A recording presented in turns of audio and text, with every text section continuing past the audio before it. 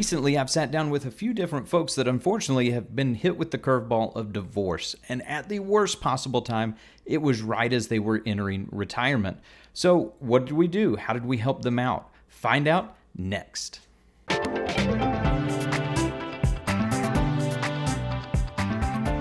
Hey, thanks so much for joining. Be sure to hit that like and subscribe button down below so that you never miss an update as I share weekly tips and tricks to help you out with your financial pathway.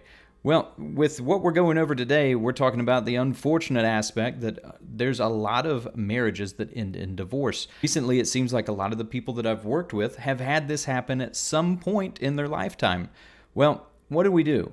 What does that really look like for your financial future, and how can it change things for you? With one example that I sat down with, she had the unfortunate aspect of right as she was getting ready to retire, she'd already quit her job. All of a sudden, she and her husband decided to split. They'd been working on it for about 5 years, and all of a sudden it was like, okay, this is done. Well, this was happening right as she had quit her job. She had income coming in from his military pension, but when they divorced, that was going to stop. Even worse for her, that was her only income at that point in time that she had cut on. So what other sources did we have? So in this instance, we started looking at where were places that we could pull money from. First, we've got to know, what are we spending? So if we know and we have a game plan of what are we spending, we want to take inventory of everything, right?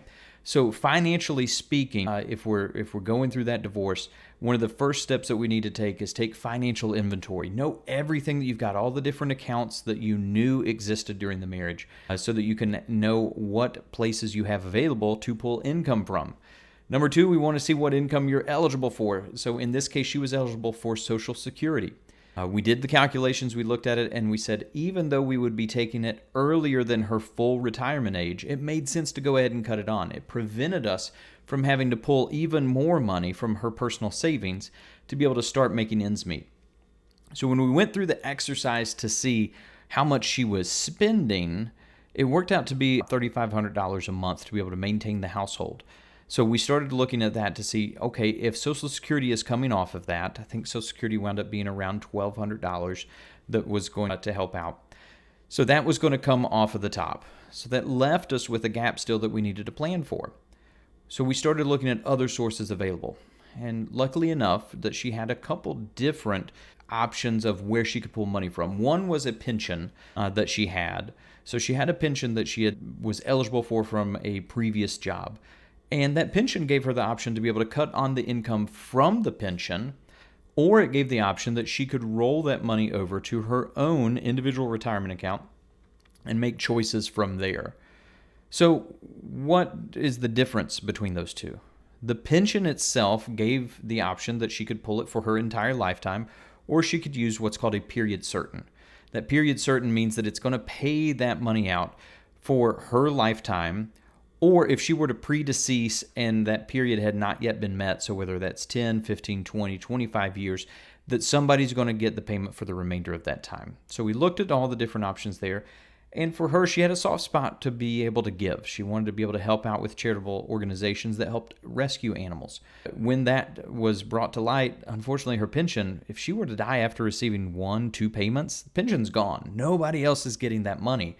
That didn't sit really well. So we started looking at options of how could she go create a personal pension by rolling that money out, the lump sum that they allowed from her pension, and how comparable would that be to what she had going on. So we'll share in a further case study exactly what this looks like. But in this instance, we saw that it was going to be about $100 different per month. So she would get $100 less per month by moving the money, but now having a beneficiary that's eligible on her account. That $100, when we looked at that, wasn't going to cause an issue by being $100 less, but it would cause a tremendous issue if the money wasn't there to be able to care for things that she liked. You know, if you just all of a sudden threw away $300,000, how would you feel? In her case, not so good. So we wanted to look at that as far as an option to be able to help out with that. We also looked at a couple of options that she had from a state pension. Even though that was a small amount from the time that she had spent working at that job, it still was additional income that we could cut on. It didn't make sense to continue to let it roll up because we knew that we needed the money now. Retirement is about cash flow. So when we see what our expenses are and we really nail that down, we can see what do we have to come in against that. So if we are not meeting the cash flow, then we have uncertainty. Most people don't like uncertainty when it comes to their retirement. They want to know that things are taken care of, that guaranteed income that's coming in every single month that they don't have to worry about outliving. So when we see that and we saw that we needed to go ahead and try to do something different, we went ahead and cut on the income from the state pension, as well as looking at options to be able to help out with that personal pension that we talked about. And on top of that, she had savings inside of her retirement plan with her 401k. That 401k was going to give her more breathing room for down the road. When we looked at it, realistically, there wasn't going to be a lot of need to pull out that money during her lifetime. It was going to be a future, maybe a later or even never money once we saw all the different sources of income available. One thing that was going to change that is upon her reaching the age of 73, she was going to be forced to pull money out because of what's called required minimum distributions. Those required minimum distributions, even if you don't need the money, the government forces you to start pulling money out from that account because they want to realize the taxes from it. They want to be able to get that taxable income. So we see that we wanted to make sure that we planned for it and that we knew accordingly. That was something that was going to cause her to jump up in income levels in the future. And with that jump, she was going to then be able to give even more. So do you want to give your giving in your lifetime while you can see the difference that it's making? Or do you want to wait until you die and all of a sudden pass that money on? In her case, she liked the idea of being able to see that money in motion while she's working, while she's alive. So we went over that. Number one, take inventory of all the different financial accounts to see what's going on. Number two, as far as what we want to be sure of and be aware of when it comes to retirement and planning if you're going through a divorce, at the same time, be slow to make large changes. Don't go decide that you're going to buy a house and commit to a house payment, a car, anything like that. Take time to digest and be slow with this. I went through this with a family member that when that divorce happened, that they had to sit and just kind of figure out what was the new normal. What was the new amount that they were spending? They spent a lot of time being able to just clean the house up, get things in order to be able to sell that, and then go open the next chapter. But that was a slow process that took 8 or 9 months versus just the instant decision of, okay, we're going to commit to this. I've seen people decide that they're going to purchase, $500,000 houses because they're going through a divorce without really the thought of, what's that going to do? How am I going to pay for that?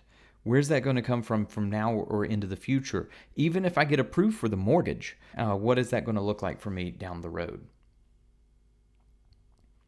Give yourself some grace. You've got to give yourself some room, knowing that everything that you've gone through, it's going to be harder to put stuff together. It's totally normal. I see it all the time when I'm working with folks. It's whether it's death or divorce, some type of traumatic event that you've got to go through and try to figure out your new normal, and know that there's going to be things that happen that are out of your control, and it's going to happen and it's going to be stressful, and you're going to have to figure it out. So having somebody that's on your side to be able to help you out. So whether it's your friends, family members, a pastor, whomever it is, therapist even, have somebody that you can talk through things as you're making these decisions so that it's not a rush decision. Lastly, plan with help. Find a professional that you feel comfortable with being able to guide you through this process. If you weren't the one that typically handled the finances and now all of a sudden it's dropped into your lap, you have to, you want to make sure that you're making correct decisions. Some of the decisions that you make financially are irreversible. So if we make choices of where we're moving money, we can't undo that. We can't unwind the decision. We want to make sure that we're getting things in order the right way and that we're traveling a pathway that's going to make sense for us long term.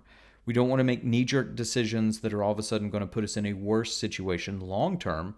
We want to be able to make those decisions so we can take advantage of stuff to help us out. Most of all, try to find a way to relax. Try to find a way to be able to enjoy yourself again. There's going to be new things that happen. Again, I've seen this firsthand with family members that unfortunately have went through divorce, that it's been trying to find that discovery of who are you. If that's been your identity for that long, trying to find that identity of what's going to go on and how does that shape your financial decisions. Retirement might look a lot different than what you thought it was going to be, but by making these smart decisions and getting the help that you need, it's going to put you in the best possible situation moving forward.